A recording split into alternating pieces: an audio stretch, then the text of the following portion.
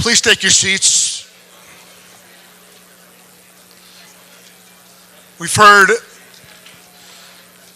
a lot so far in this conference about the issue of corruption, and as I mentioned yesterday, this is the first time in the CAF conference that we've devoted a special session and panel to that. So, and it's going to be a great one, and I'm very, very happy to introduce my good friend and chair and moderator of this session, Gustau Alegret, from NTN 24.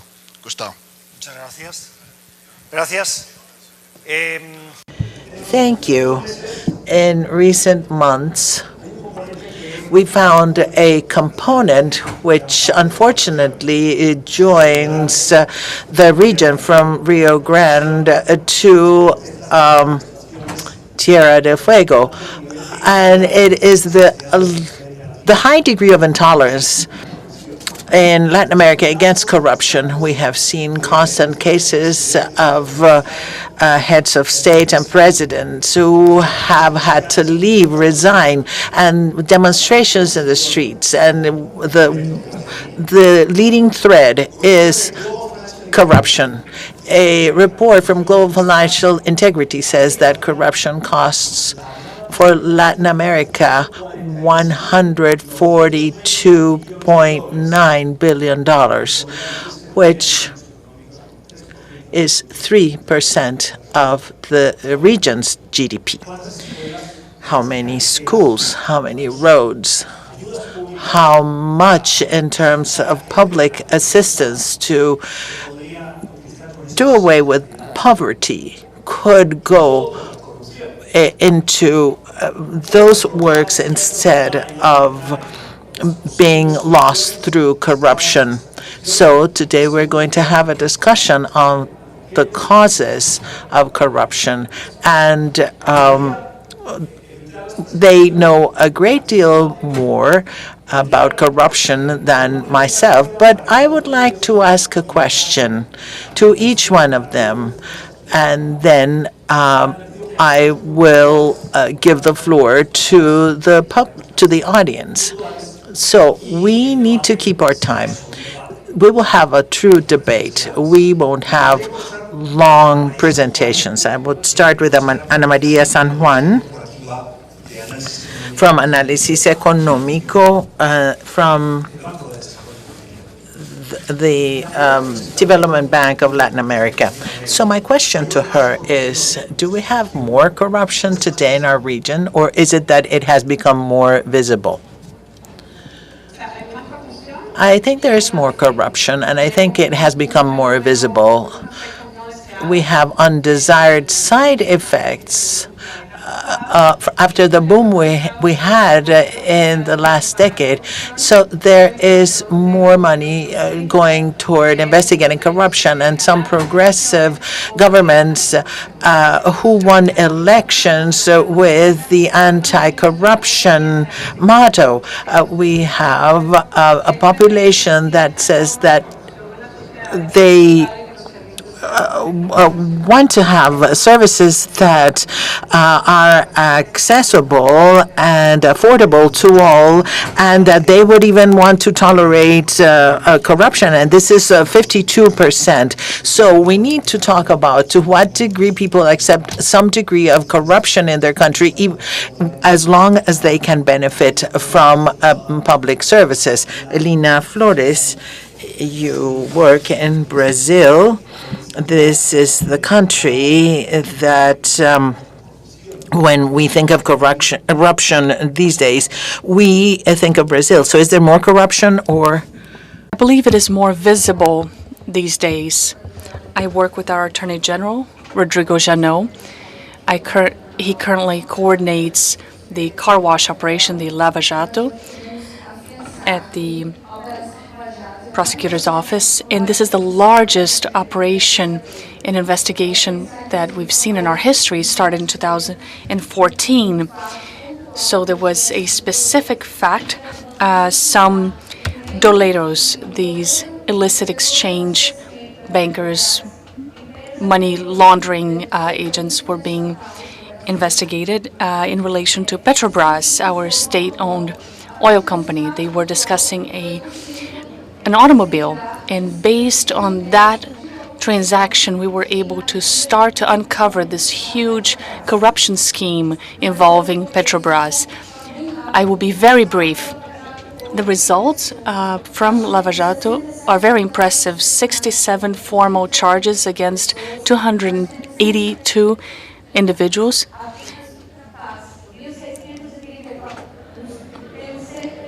Sentences are above 1,600 years in jail, and we have had plea bargaining agreements. Out of those, 220 million will be repatriated from other countries in which this money has been moved to. So I believe right now we could say we were able to break the cycle of impunity in fighting corruption in our country. I do believe that corruption's not less intense nowadays. It has always been there, but we are trying to fight it more effectively today. Yes, you have been doing a great deal of work in Brazil, and we begin to see the fruits of this, but the problem still persists. Laura Alonso from Argentina, the Anticorruption Office. Could you please tell me, is there more corruption now? Or is it that it has become more evident, more visible? It is a complex situation. The corruption has become more sophisticated. Crime is more sophisticated. It's more visible. The work for President Macri, the only mandate he has always given us is for infrastructure, to build bridges, to prevent corruption. We need to build effective institutions, because it is very complicated to go after corruption. So the work and investment we are doing, which has started to show results in infrastructure, over $800,000 were saved last year after having transparency measures in public works, and therefore we can successfully deal with corruption. Corruption will always persist, but we need to be transparent, accountable, and build institutions to be effective and prevent it. It's like disease. When the disease is with us, it's very hard to cure it. When it's an epidemic, it's even worse. But if you work with an engineer, as is our president, you will be looking for results. We can do it with transparency. So an ounce of prevention is better than a pound of cure. So corruption, is it an epidemic in Argentina? It was a political system up until 2015. It was governed by a kleptocracy.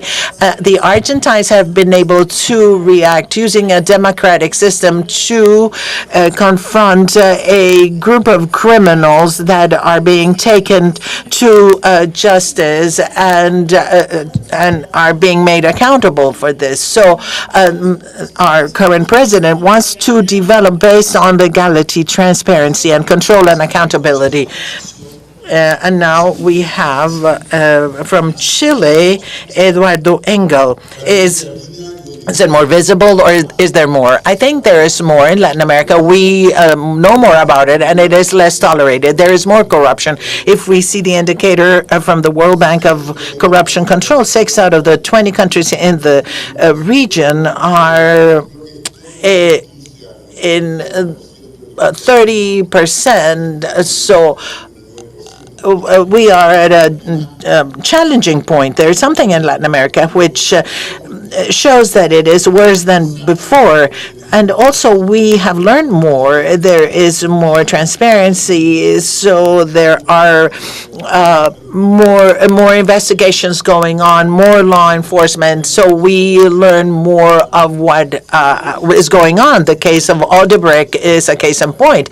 And also, we have the middle class has grown in the region. They are more educated, they demand more, they're more empowered, and they have an easier time at communicating through the internet and all these networks. So these phenomena lead to a great challenge, but it's also an opportunity to reform. And fighting corruption comes at a cost.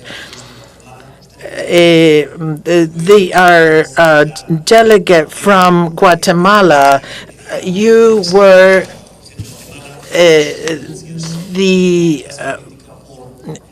a former magistrate of the Court of Appeals of Guatemala, Ms. Escobar. You will tell us, and I hope you will discuss about this. You were threatened, and then you had to leave your country. Is there more corruption today, or is it more visible? Well, it depends on the country. To the extent that there is no judiciary independence, there's more corruption because there's no punishment for corruption. It's a disease. If it's not treated, it will continue to grow. Guatemala is an example of this, a country that became a kleptocracy as well. In 2014, judges denounced that courts had been taken over, and we needed to fight against corruption, and through investigations by an independent agency, the International Agency Against Impunity, which was formed after an agreement with the United Nations, and the investigation by the Attorney General's office and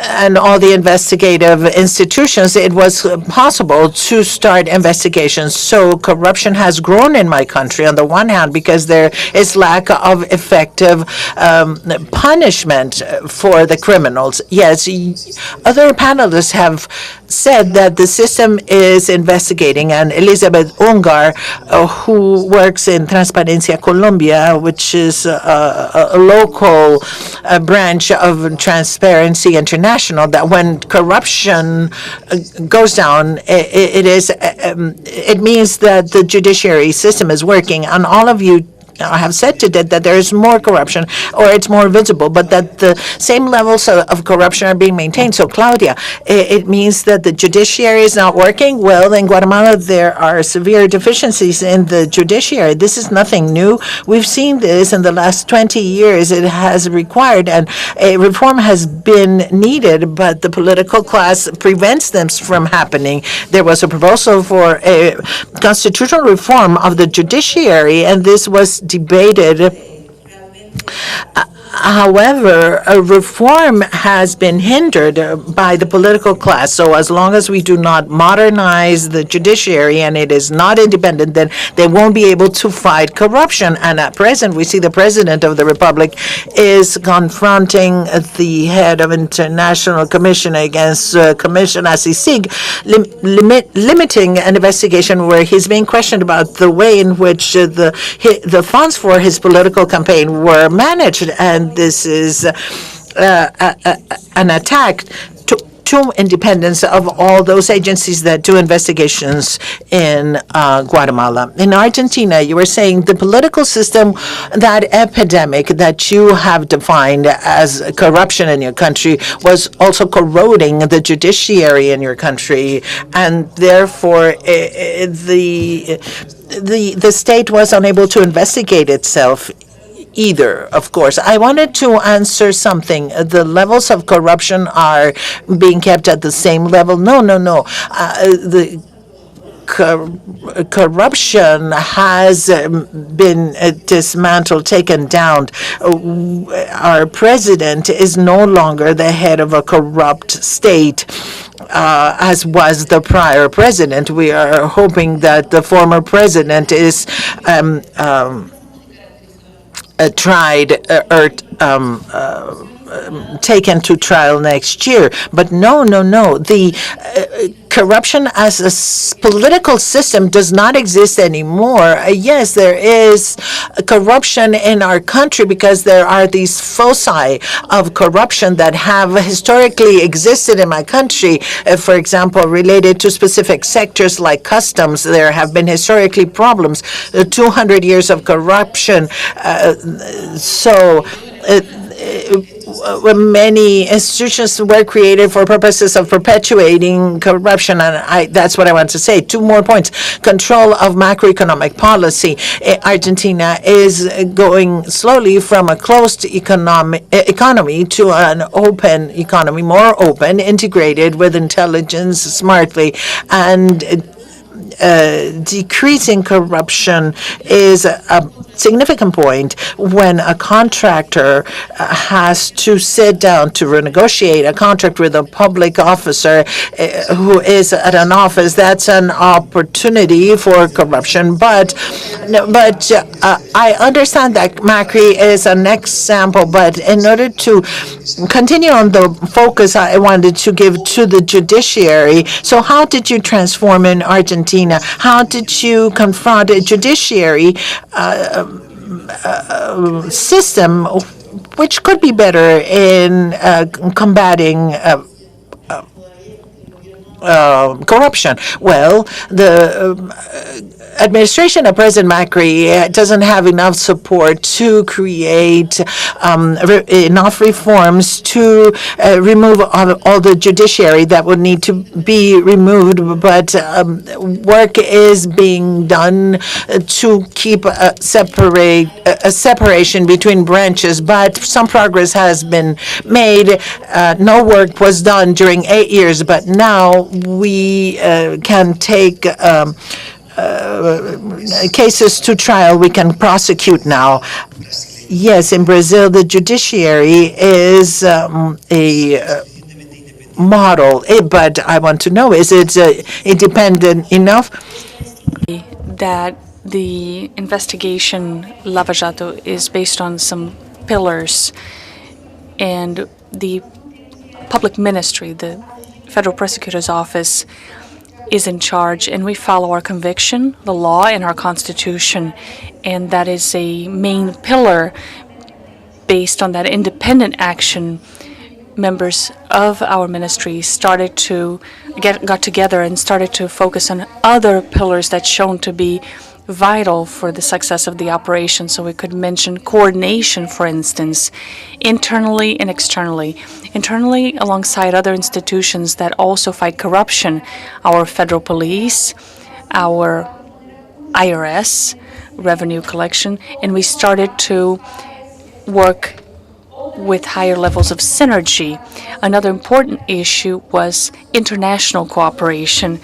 We have, for this operation alone, many figures that demonstrate the magnitude and the importance of interinstitutional, international cooperation, how it favors our success.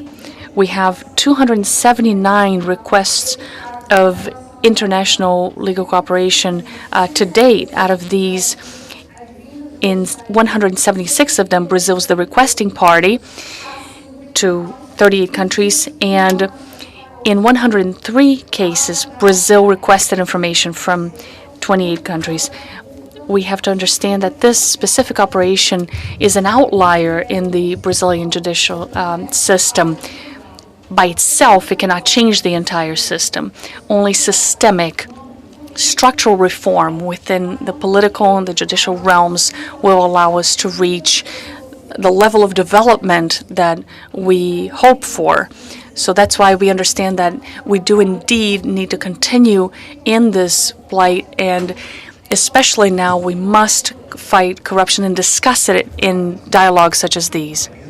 You have come prepared with numbers. Good. Before starting this panel, I had the list of countries and the level of corruption that is recognized, and among them we have Uruguay and Chile as in the best places. Initially, we were talking about the levels of tolerance. So to what extent, if there's a low level of social tolerance, then is this related to lower levels of corruption? What was first, the chicken or the egg? So it is a hard question to answer, but what is key here is that there are countries where there's lower tolerance for corruption, and this is a very significant asset because it means that the great corruption scandals are an opportunity to make reforms, not only in the judiciary, but also other reforms in the institutions, for example, how you finance politics, and other things that make corruption more or less attractive. And in this sense, in normal times, those reforms are practically impossible because those who are going to approve reforms in the Congress, etc., this is related to politics losing votes. However, when there's a crisis, then they will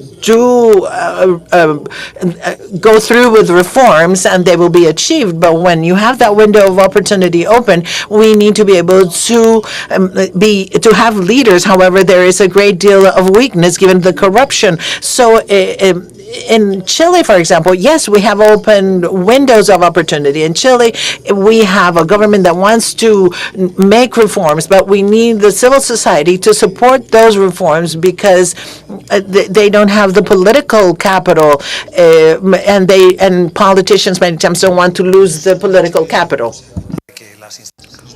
With years of experience, you see that multilateral organizations, banks, are always very prudent, and they're condescending in dealing with governments.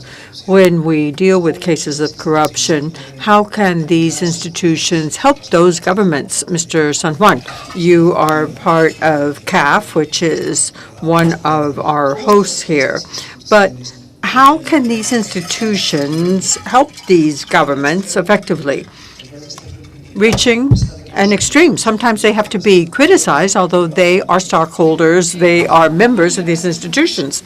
Well, there are many ways that we can help, and one way we can help is by providing knowledge on corruption as something that holds back development. And this has different dimensions, and they have to do not only with financing policy. That is something that in this decade has become more and more common and poorly tolerated by the citizens, and also the acts of the state. According to Latin Barometro, 30% of citizens last year had to pay a contribution, some sort of bribe to get access to a financial service, a public service, and that worsens inequity. So institutions have to be strengthened, civil society has to be boosted, and that is something that CAF is very committed to.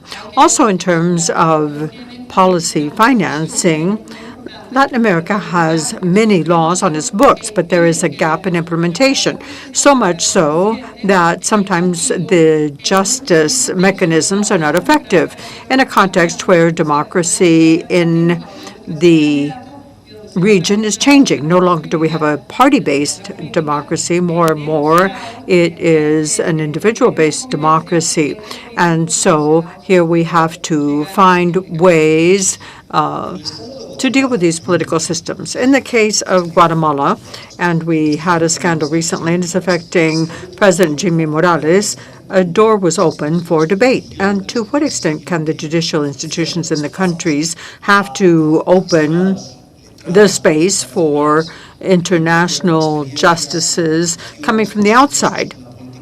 They have no linkage to local political circles, so they have no linkages to the corruption systems that, as we said before, can become an epidemic. Now, you as a former judge in Guatemala, is there some sort of quota, something that could provide for these breaths of fresh air coming from the outside?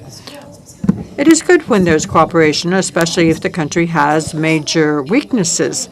And in this case, in Guatemala, what does exist is temporary support to strengthen institutions. CICIG cannot act without the public ministry. We have no ability to do so. The mandate hasn't been given in that way. However, we do have the capacity to investigate and to provide the necessary information to begin these processes. But its success depends on the strength of institutions. They cannot have an impact in the court, in the judiciary. So these are judges, these are national judges that hear cases, and the cases often get bogged down in an obsolete, non-functioning system.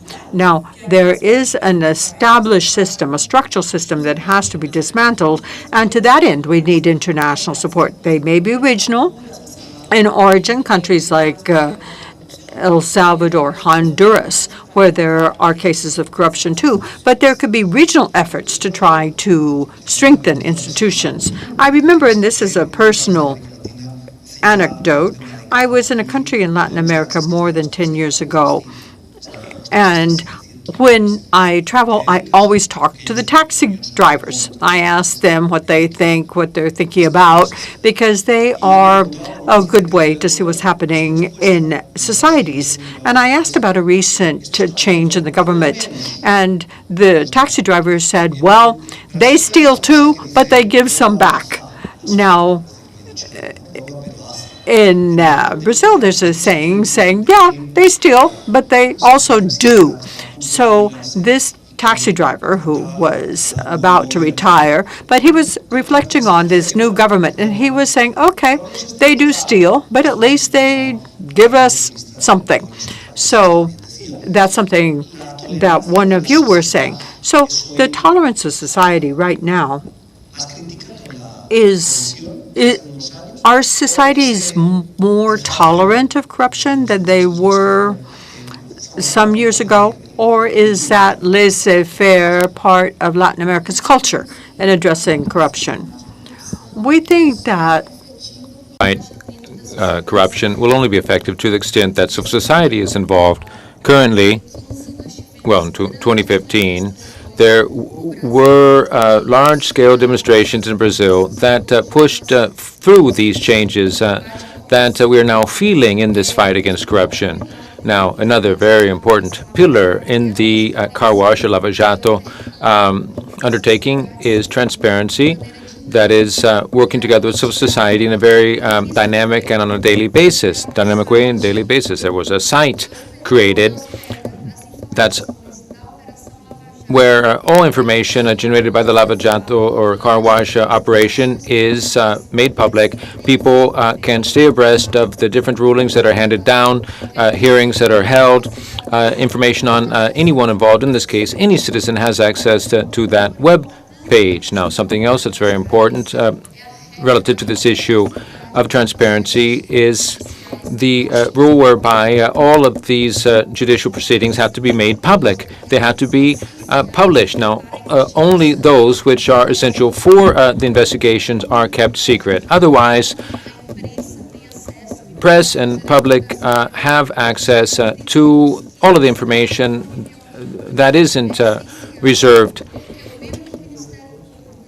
Now, the prosecutor's office and all of those who work for it don't have these the special treatment by the courts, whereby they are only tried by the Supreme Court, for example, which politicians enjoy. And that is what makes it possible for us to move forward in this fight against corruption and achieve what we all seek out as citizens of Brazil, which is to make effective structural reforms that the country so sorely needs. And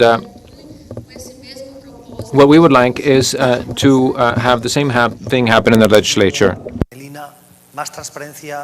So more transparency means less tolerance?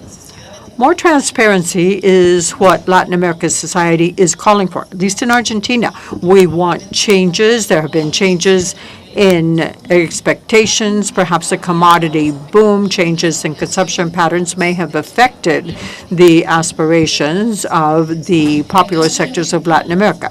In the case of Argentina, the demographic transformation is incredible. 40% of the population is under the age of 20. These people are connected, informed, educated. They can see what is happening elsewhere in the world, and they think that going to vote is normal. They grew up with democracy. Before that, there were dictatorships. So there's an important generational difference there. But what we're seeing in Argentina is theft, no more. People are fed up. So they say, okay, I want to know what you're doing with my money. Show me, what did you do with it? Where are you going to build it? How are you doing this? And that is why the requirements are greater and greater. And there are going to be ever more changes in the results of the elections in Argentina. And I have just one thing to conclude. We're beginning to see with the electoral results in recent primaries that there is a schism in Argentina, and that is at the social base of Peronism. There is a big segment of popular sectors in Argentina that may live at poverty levels that are shameful for a country like ours, but they're beginning to show with their consumption that they have other aspirations. They expect progress. And so to that affects the vote against corruption. So that is why this is one of the leading concerns of Argentines. Now, before I call on Eduardo, I see that he was nodding his head with what Melina was saying. And so, yes, we are fighting corruption more and more. We're trying to punish people that are corrupt. But you can say, okay, but we can go back to that saying of everyone steals, but they do something for me. So, okay, so are we becoming more tolerant toward corruption? And if so, am I still getting what I used to get?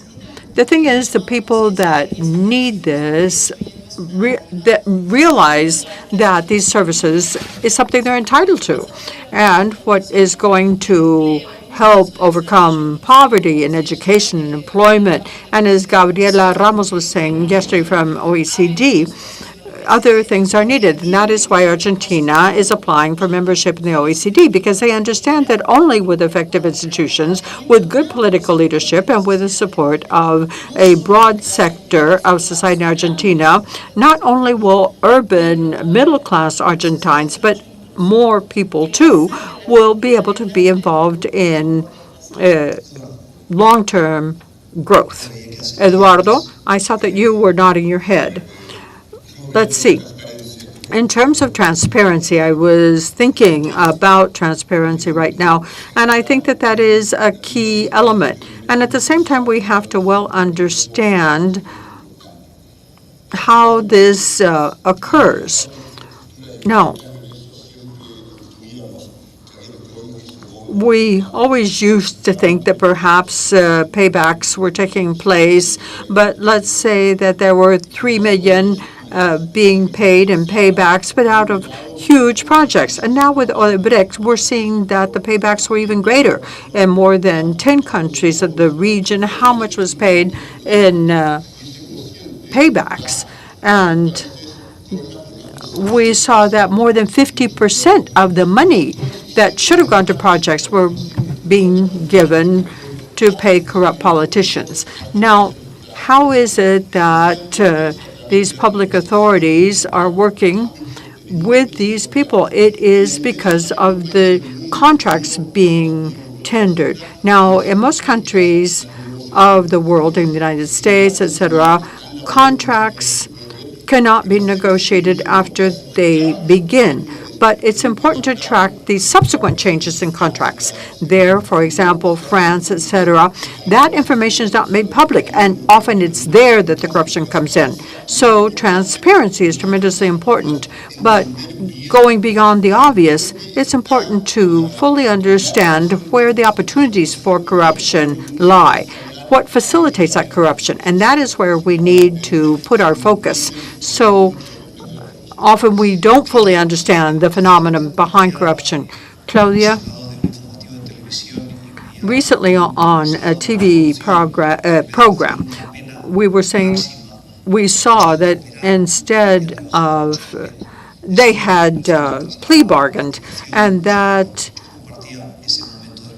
was something that made the person on my TV program feel indignant. And I think that that was a message to society saying, okay, he stole, but he only has 2 years in jail. So what is better, to avoid corruption, but to send out a clear message to society with the whole force of the law so that they will see that corruption cannot be accepted? Or should we fight what Laura called the epidemic? Well, I think we have to analyze this specific case because corruption has different levels.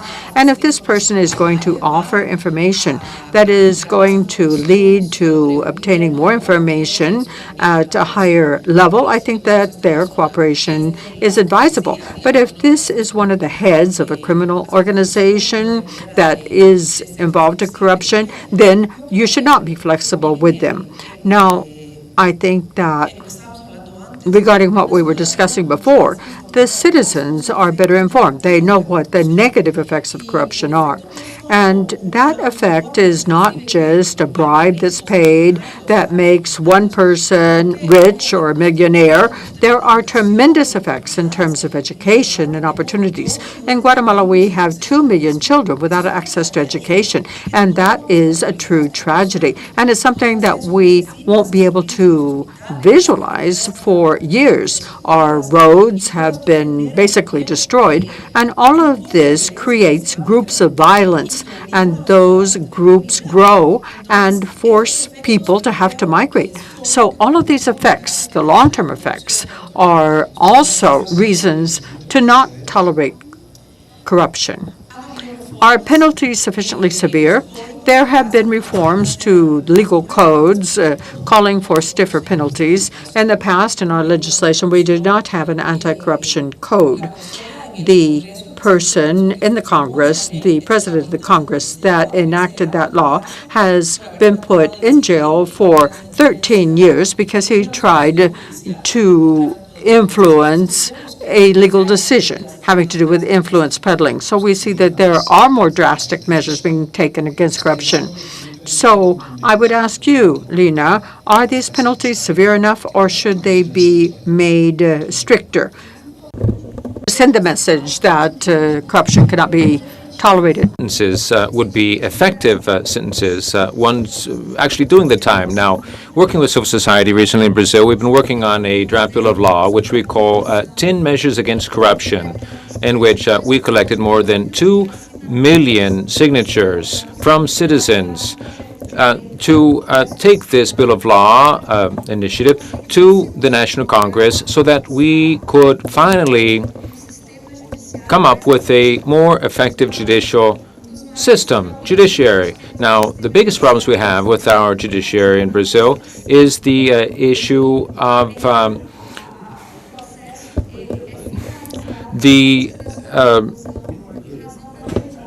given the lengthy delays in the proceedings, that there are 4 different levels within which one can appeal over and over again through the 4 instances, putting off that sentence indefinitely until it expires. The statute of limitations runs out. And so we've been trying to overcome that problem.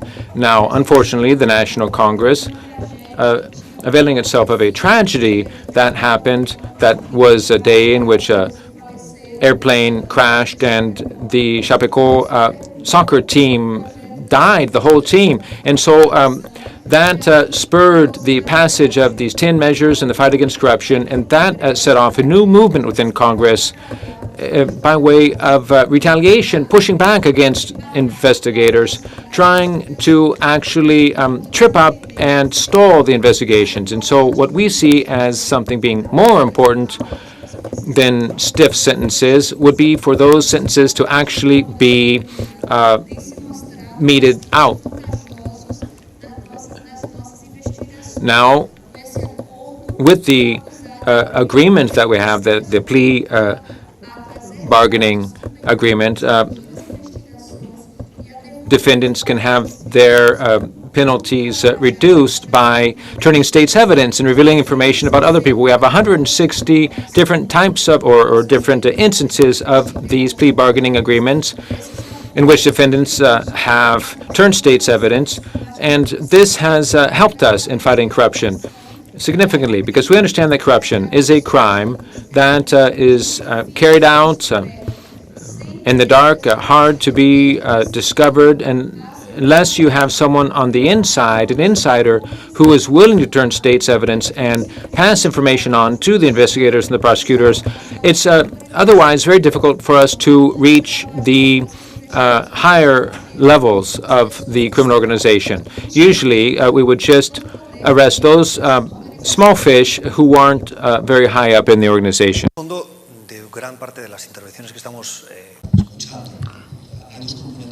I find two underlying currents here in these comments, and that is the importance of an independent judicial system endowed with the necessary resources, but also political leadership. When Macri won the election, he started out as the number 3 runner, but it seemed to be that he didn't have the options, but then he came through with a surprise victory. Now, can you compete in politics well in countries where corruption and politics seem to go hand in hand? Can you run on a platform of changing the system? Does that mean that you won't be able to accept funds from donors, funds you don't know where they come from, but you run on a platform saying you're going to change the country, but you're accepting funds that are dark in origin? Macri was the first politician in Argentina to have a Facebook and a Twitter account, and he has also engaged in a good communication campaign, and he wasn't an against corruption campaign. He did run as a candidate that wanted inclusive development, attracting both national and international investment to generate jobs. And it wasn't that he ran against anything. Macri was not an against anything candidate. So I don't want to get into the details of the campaign, but I do think that that is important. Now, regarding the transparency of campaign financing, that is something that was always published. That was always published. We all knew who was contributing. So in that connection, we have clarity. But this is important for candidates in other countries. It's important to not run on a platform of against corruption. It's important to talk about development, how we can strengthen our infrastructure, create jobs. So the idea is to intervene with steps that are effective. So as Eduardo was saying, administrative reforms have to be made within the administration, within the state. It's not just justice. When you go to court, you're basically too late. When you go to justice, it's because the money's already been stolen. So you have to begin to track the money and try to find the money. And cooperation amongst countries has progressed a great deal, but these cases are very complex. Is the case of Lava-Jato. In Argentina, it's hard to obtain this information that the Department of Justice in Brazil has. So once again, I think it's important to pledge that we are going to strengthen our institutions in such a way to prevent corruption, including reform of electoral campaign financing. That is something that was discussed here. And also, we have to look at the co-responsibility of the private sector in assuring transparency.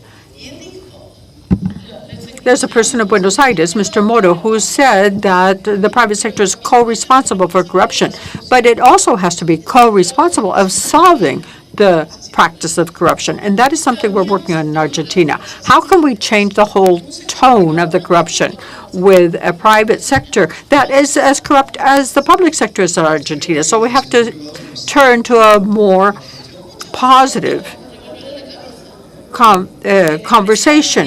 Do you think that the private sector is corrupt? Sometimes they have a gun held to their head. Say that in Argentina, where they had to renegotiate an increase in the price of a contract, where they go from the tax authorities and often different measures are taken to publish defamatory information against the private sector. So it's important that we have a rule of law, and that leads to a different tone of conversation.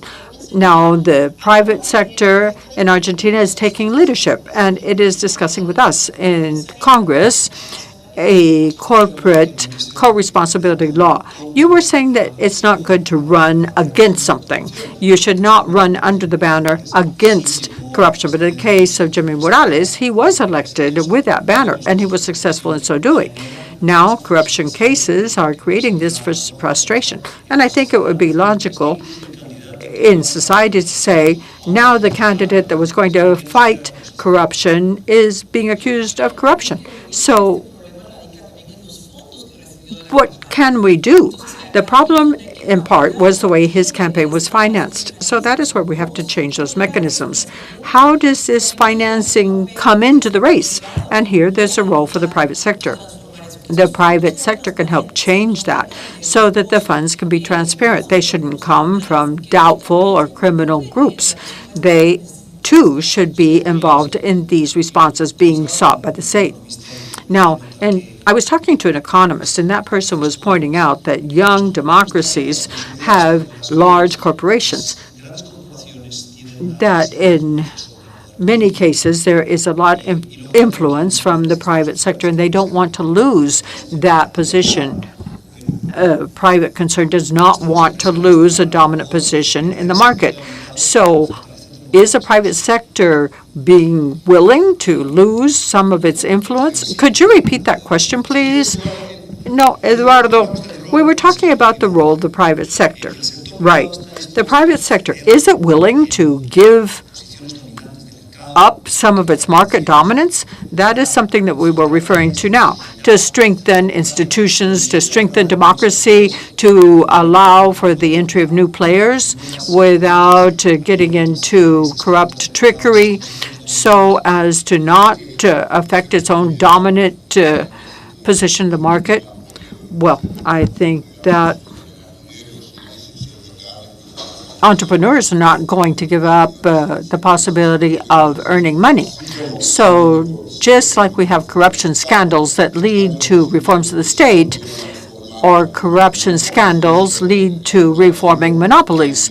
So these are parallels that are rather self-evident, and they require leadership to make these things effective. But as a nuance of what Laura was saying, I remember once at the Sorbonne, we were talking about infrastructure concessions. And X company, one of the major concessionaires, and there was an academic presence too, and sometimes we would talk about renegotiation. So we began our discussion, and I asked my French colleague, I said, can you be candid? And they said, okay, where is the web page on the negotiations? And then they were saying they didn't understand my English. And then the next meeting was a cocktail party. And this person came up and he said, yes, it's in renegotiating that we make our money. So if you're not planning to renegotiate, you're not going to be awarded any contract. So I need the state to change the rules of the game so none of us can renegotiate. So we see many sectors where the problem is, if you begin to behave in a more honest, pro-market fashion, you wind up losing the deal. You have to withdraw from the market. So you have to deal with the threat of law enforcement, but also, hopefully, we will find better ways to deal with the market. Ana Maria, in terms of technical support given to governments, what practices could be more extensive throughout the region? Practices you don't have now, along the lines of what Eduardo was saying.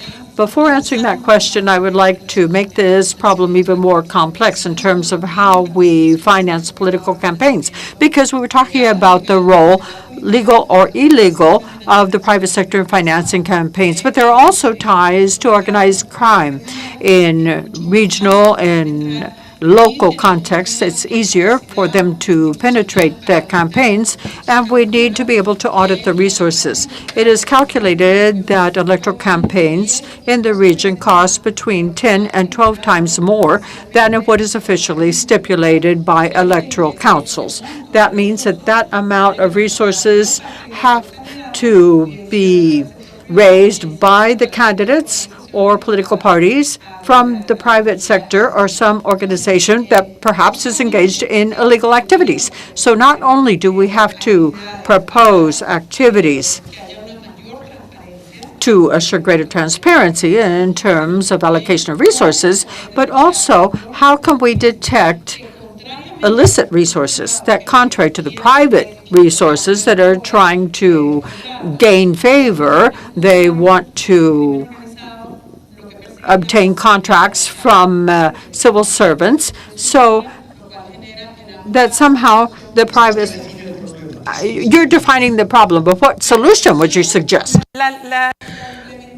Enforcing the law is what is more problematic in the countries. In many of them, there is a weakness in the judiciary, lack of resources, lack of independence, and also ability by the public officers. There are many laws that have been written to control corruption that have generated paralysis in certain aspects of public administration because non-corrupt officials are sanctioned because they make mistakes. So law enforcement needs to be intelligent, smart. The public officials need to be trained and educated because the issue is a lot more complex. So are governments providing enough funds for capacity building, to have better investigators and workers? Well, in all countries, we have electoral laws. So definition of corruption varies from one country and another, and the ceilings for illegal amounts, etc., change and vary. So this is where illegal resources begin to infiltrate and to contaminate the political system and then eventually affect the private system. Regarding justice, there is a lag in terms of also capacity building, as also in we've seen in Brazil the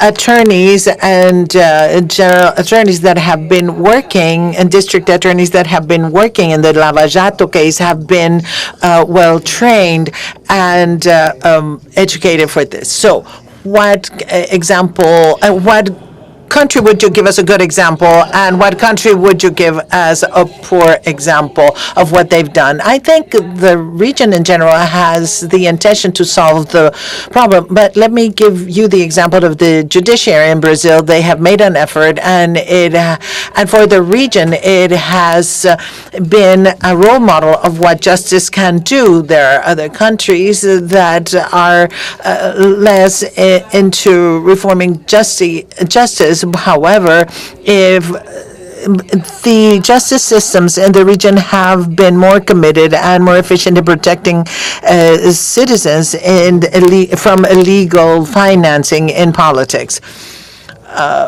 We have heard about populism, and this opens the way for a more interesting debate. So is there more corruption, or is corruption more tolerated in governments that are more left-leaning or right-leaning or populist and liberal administrations? Well, a great deal of debate has taken place about this. It depends on the country, I would say. In certain circles, anti-corruption would be center-left, and others to the right.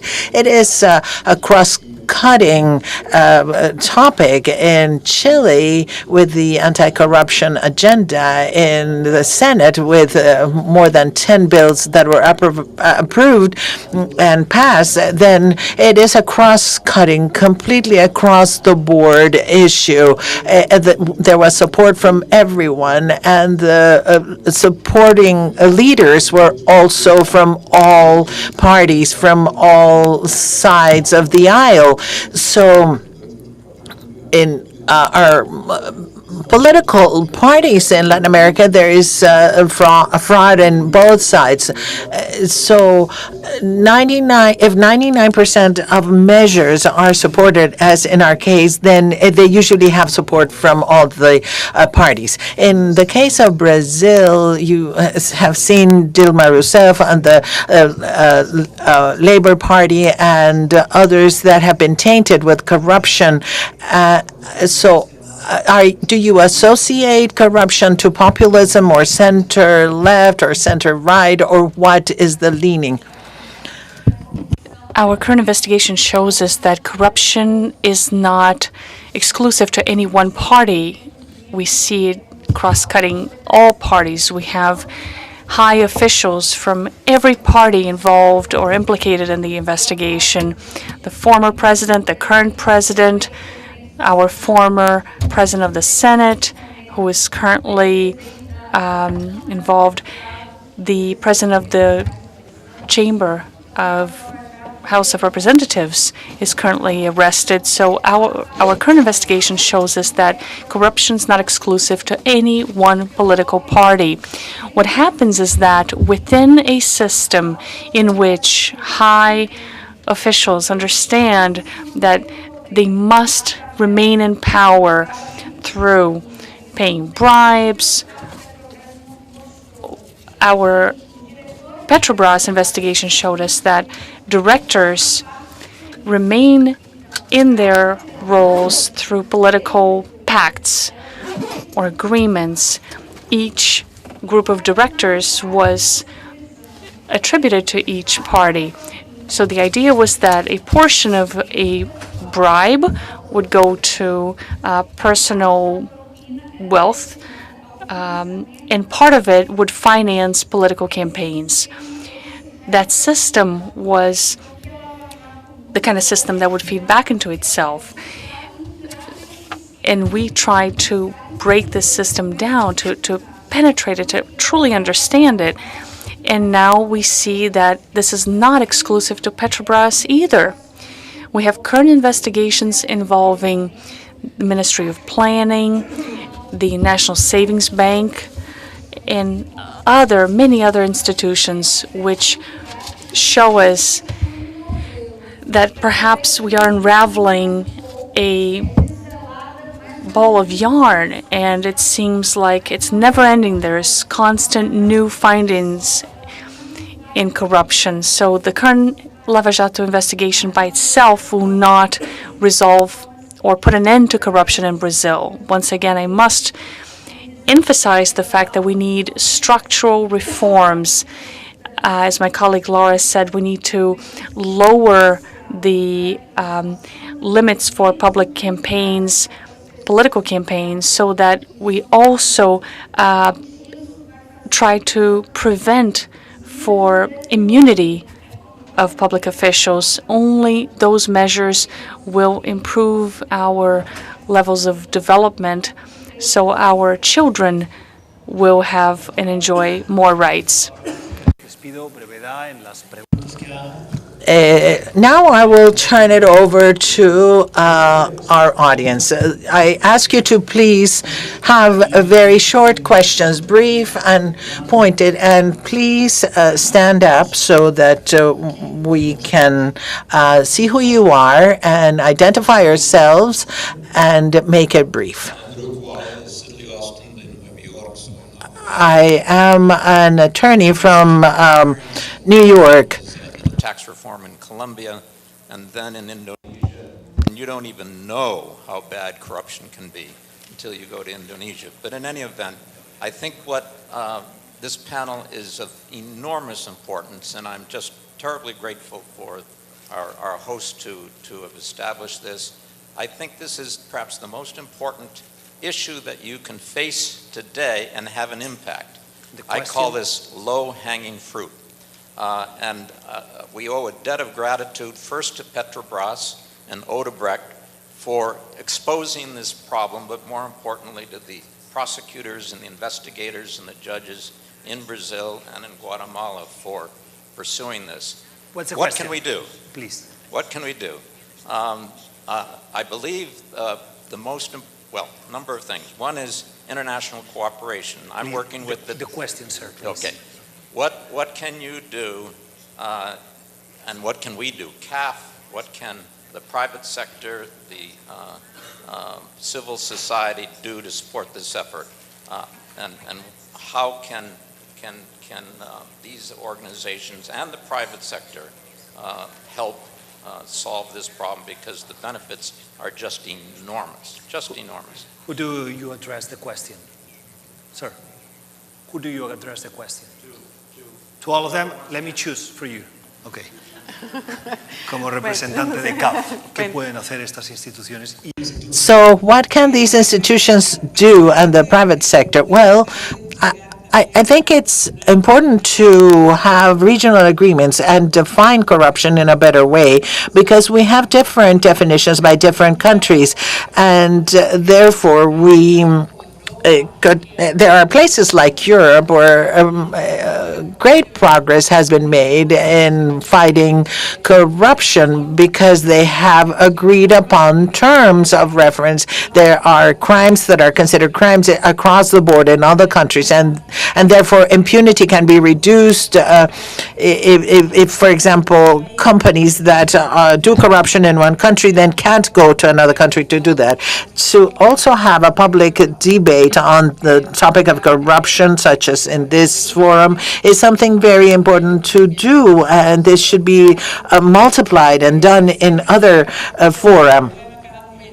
So there are new versions of corruption in different places, so we need to be chasing it. Yes. I was the secretary to the Sanctions Committee at the IDB for 6 years, and in that capacity, I was one of the pillars of the anti-corruption of the system of the IDB, and we had the honor of training my compatriots in Brazil together with DOJ, FBI officials. So my question is twofold to Ana Maria. One is, how does the anti-corruption system of CAF look like today? Do you have a sanction system? Do you debar people?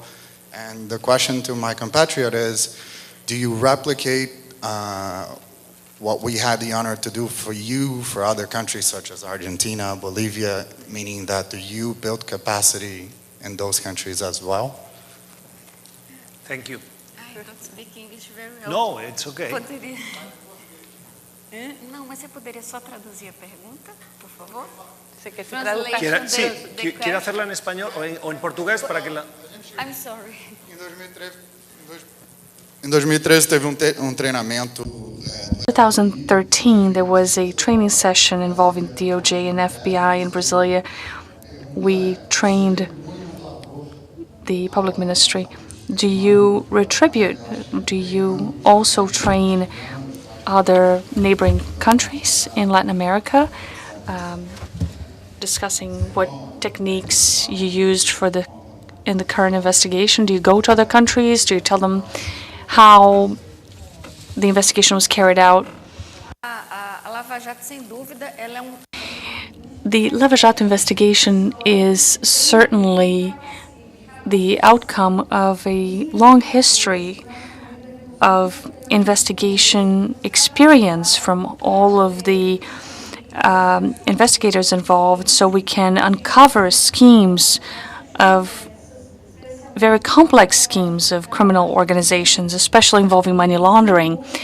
And there's no question that we hope to also share the information we've learned, the pillars that are underlying this whole operation, so that we can have a joint cooperation effort with other Latin American countries. We will certainly be at everyone's disposal. We have currently an international cooperation secretariat of the Attorney General's office, the Federal Attorney General's office, and we are in constant contact with other Attorney General's offices so we can explain how the Odebrecht cooperation process took place. It was nicknamed the end of the world cooperation. So this kind of exchange of information is essential so that the fight against corruption can be effective in Latin America. CAF, does it have sanctions and penalties? We support the countries. We do not penalize, but we support the countries and we work jointly to solve problems. Do multilateral institutions become more effective because you don't penalize? Well, no, the dialogue with countries and the support we provide for them in development is essential. And we have never considered sanctions because this behooves more political agencies and institutions. Yes, you have a question back there?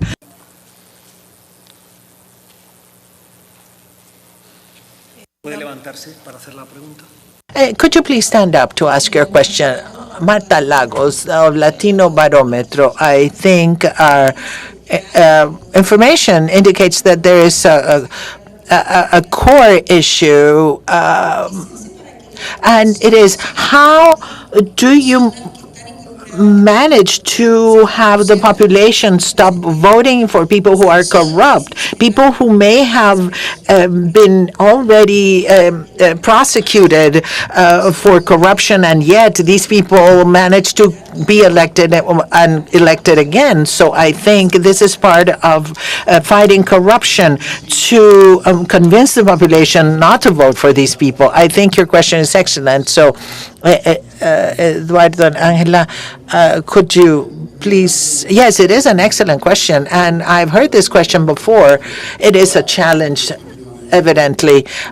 Of course, when people vote, they take many things into account, and so it is difficult to empirically measure things and see why a corrupt candidate manages to win. We would love to be able to do something like that, but I think what we have done through this panel is discuss the costs of corruption. If you see an attractive campaign, then if people are more educated and know better what is going on, I think this could be a good way to proceed. In Lava-Jato, for example, finding out all the numbers, the huge dimensions of corruption, and making it known, publicizing it,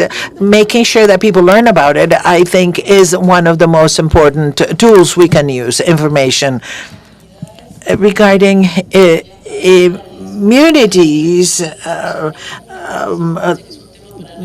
this is something that need to be revised. We have several people searching for immunities, for example, people who try to find a position that carries privilege, like congressional privilege or judicial privilege, so that they can be exempted from prosecution during the years that they are in that position. So people don't know exactly what the situation is. They may know someone because they have made some promises and maybe kept them, but they don't know and they do not associate that person with a case of corruption. So again, information is very important. Make sure that the truth is diffused widely. So I would like to see that professional NGOs and other civil society organizations where I started in one of them. We have exposed background history, not only professional background, but also criminal history of some of the candidates. Our democracies are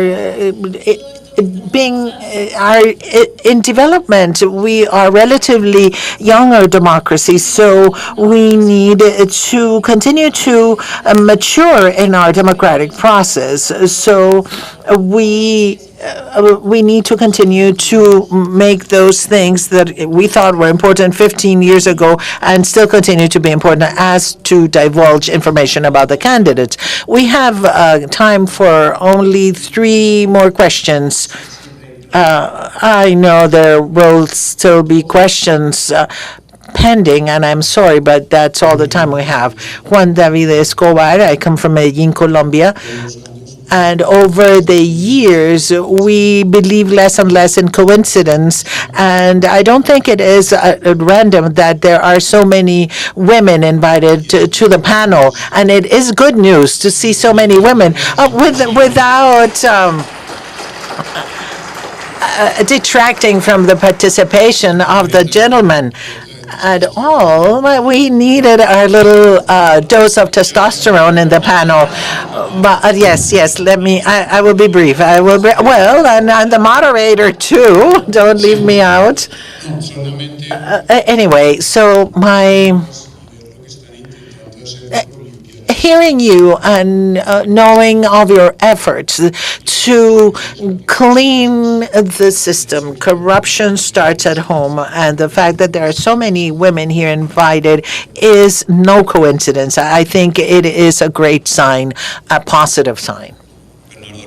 Bernardo Rinco from the World Bank. Gustavo, you mentioned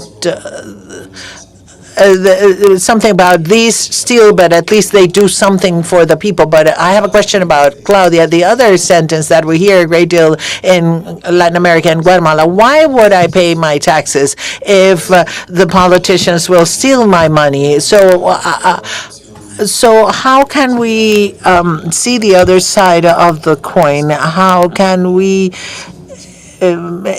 take more measures to prevent tax evasion and other tax problems? Let's wait for the other question, and then we will give you the opportunity to reply.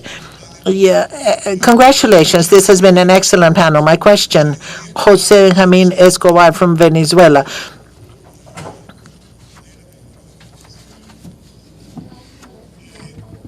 My question has to do with the relationship between drug trafficking and corruption. This is not a point that has been discussed by the panel. You have talked about corruption in the election cycle, but there's also a great deal of funding that comes through drugs. And there are states that have been taken over by drug trafficking. We even talk about the narco states, narco governments. And so have you had cases like this, and how do you relate drug trafficking with corruption? And so how does drug trafficking influence the issue of corruption? Thank you very much. 3 questions, and yes, there are many more women fighting corruption than in the past. Or is it one of the women, or will we give the opportunity to the testosterone representative, so to speak? Regarding taxes, there need to be a culture change. We need to understand that it is our responsibility. If the person doesn't pay his or her taxes, then they won't feel they are entitled to request more transparency. There needs to be